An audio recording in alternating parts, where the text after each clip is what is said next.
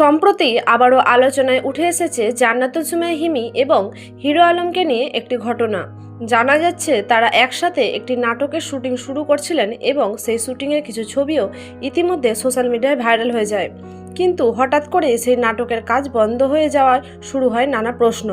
কেন এমন হলো, কি এমন ঘটেছিল শুটিং সেটে, এই নিয়ে এখন চলছে তুমুল আলোচনা।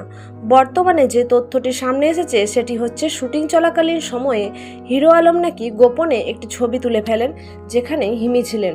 আর সেই বিষয়টি জানার পর থেকে বেশ রেগে যান জান্নাতুল সুমাইয়া হিমি।